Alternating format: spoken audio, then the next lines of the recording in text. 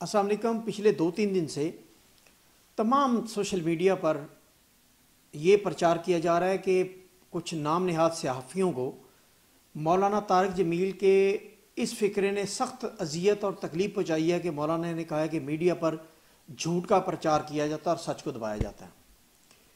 लेकिन असल ख़बर कुछ और है।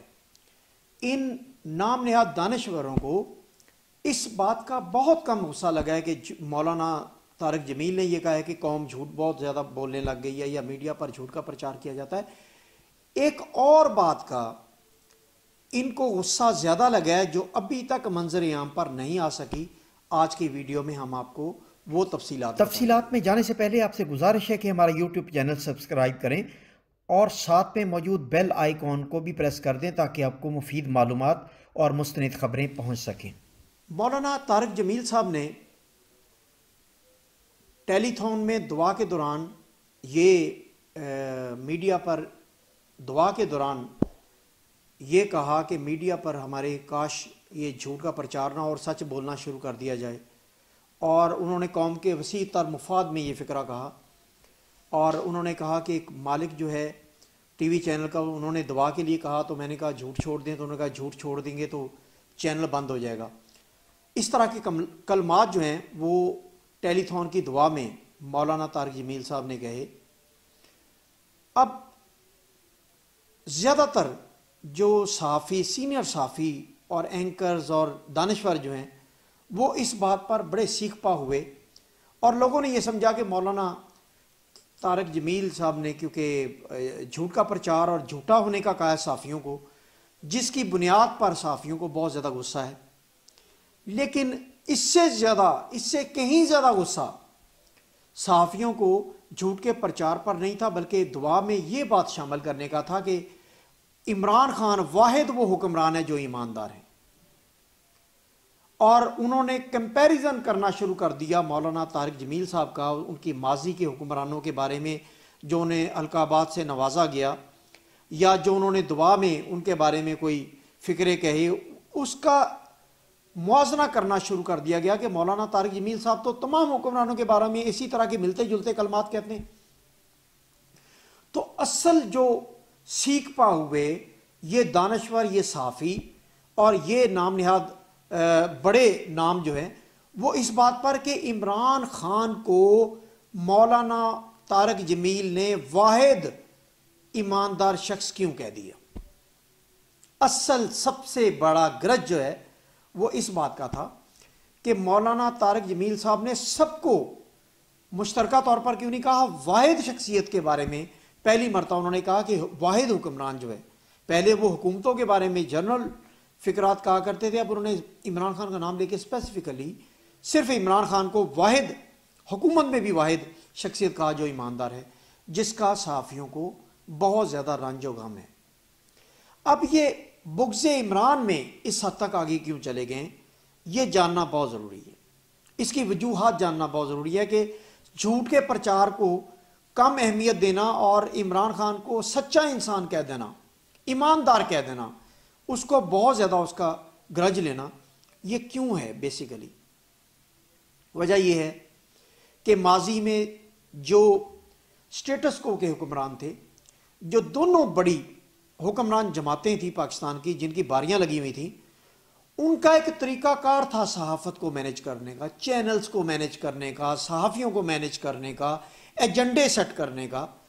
वो उस तरीक़ाकार पर अपने पार्टी बजट से, अपने ज़ाती बजट से और हुकूमती बजट से अरबों रुपए के फंड्स जो हैं वो चैनल्स को भी नवाजते थे और सहाफ़ियों को भी मंथलियों की सूरत में, मरात की सूरत में और मुख्तलिफ़ तोहफ़े तोहफ़ों की सूरत में, फ़ॉरेन विज़िट की सूरत में नवाजते थे।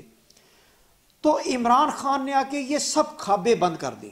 असल इमरान खान से दुश्मनी की एक ही वजह है कि रवायती सियासतदानों और हुक्मरानों की तरह इमरान खान ने वो सारे खाबे बंद कर दिए जो मीडिया को मुख्तलिफ सूरतों में ब्राइब की सूरत में मिलते थे, सहाफ़ियों को भी मिलते थे और मीडिया मालकान को भी मिलते थे। और ये कोई ढकी छुपी बात नहीं है, सब जानते हैं।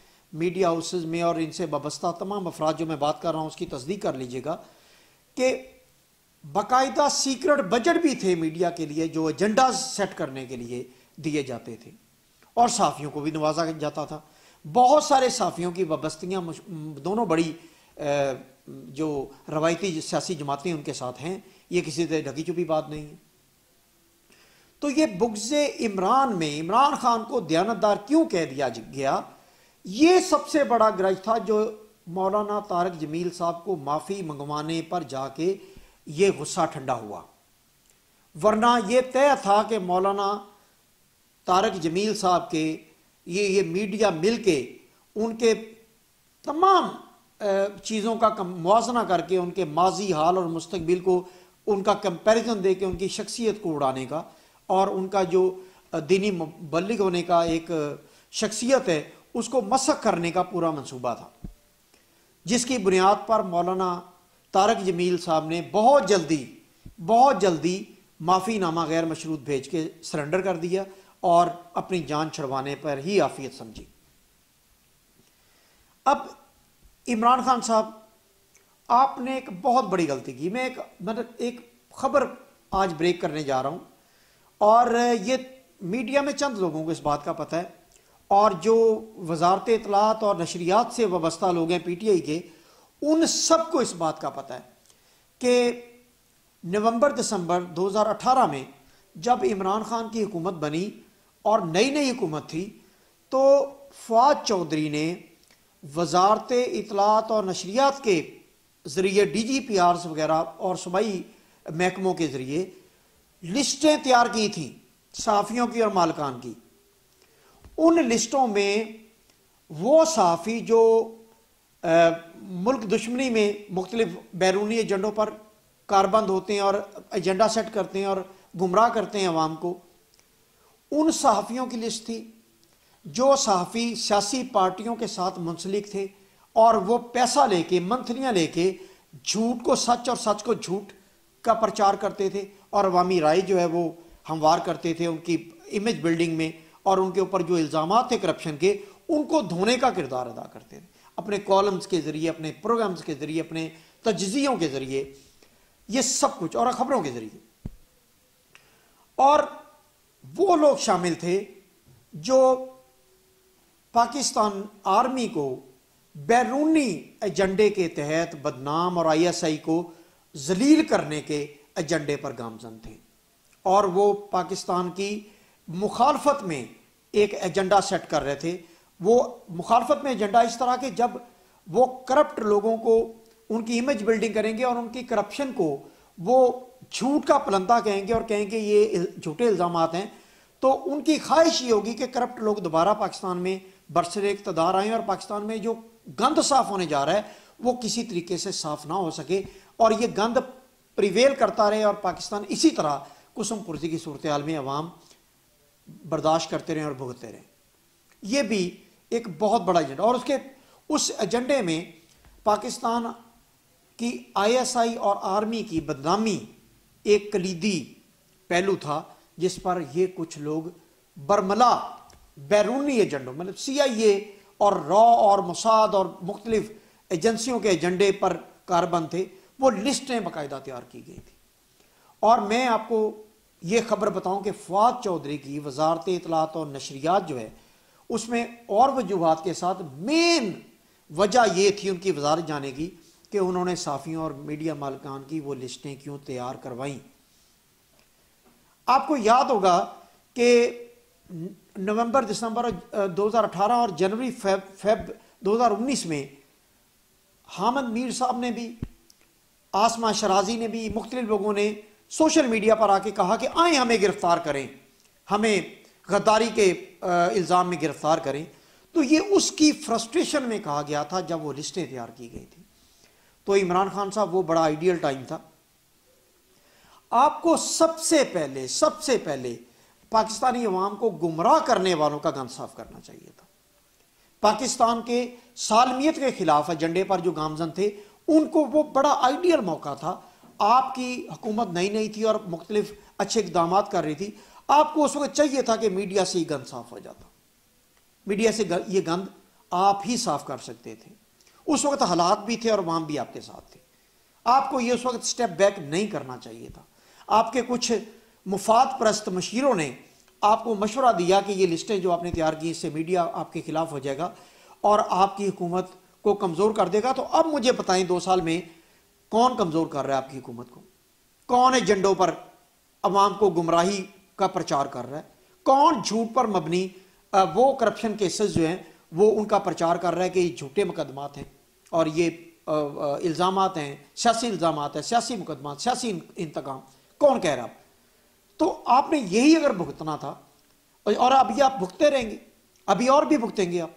वो आइडियल टाइम था कि आप मीडिया में से गम साफ कर देते और जो पैट्रियट लोग हैं, जो मुहिब्बुल वतन हैं, जो मुल्क की सालमियत के लिए बात करते हैं, जो पाकिस्तान आर्मी को इस एजेंडे पर में लाइन नहीं करते कि वो पाकिस्तान की सालमियत और उसके मुहाफ़िज़ हैं पाकिस्तान की सलामती के, तो कम अज़ कम वो आपके पास मौका आपने एक ज़ाया कर दिया। और फवाद चौधरी का ये एहसन कदम था, लेकिन उसको अपनी वजारत से हाथ धोना पड़ा। अब 2 साल बाद अल्लाह ने आपको एक मरतबा फिर इमरान खान साहब मौका दिया। इस वक्त इनके ये जो मौलाना तारक जमील साहब से माफ़ी मंगवाने के इस अमल की वजह से पूरी अवाम, पाकिस्तानी अवाम इनके खिलाफ खड़ी है। सोशल मीडिया इनके खिलाफ भरा पड़ा है, इनके खिलाफ हर तरह की बात हो रही है। अब आपके पास एक फिर मौका है इमरान खान साहब, अगर आपने हुकूमत को सही डायरेक्शन देनी है, अगर आवाम को आपने सही अवेयरनेस और आगाही देनी है, तो खुदारा उन एजेंडों पर गामजन अफराद को और उन मंथनियाँ लेकर सियासी इंतकाम कहने वाले और करप्शन पर पर्दा डालने वाले अफराद पर इस मरतबा फिर आप हाथ डाल सकते हैं। मौलाना तारक जमील के साथ पूरी दुनिया खड़ी है, पूरा पाकिस्तान खड़ा है, मुसलमान ममालिक भी, वहाँ से भी सोशल मीडिया पर इसकी बड़ी मजम्मत की जा रही है। तो एक मरतबा फिर आपके पास मौका है कि आप इस गंद को साफ करें। और ये जो सबसे पहले जो जुबान, आंख और कान है अवाम के, वो मीडिया है। इसको आप धो देंगे तो आपकी हुकूमत एहसन कदम उठाएगी तो उसे एहसन कहा जाएगा।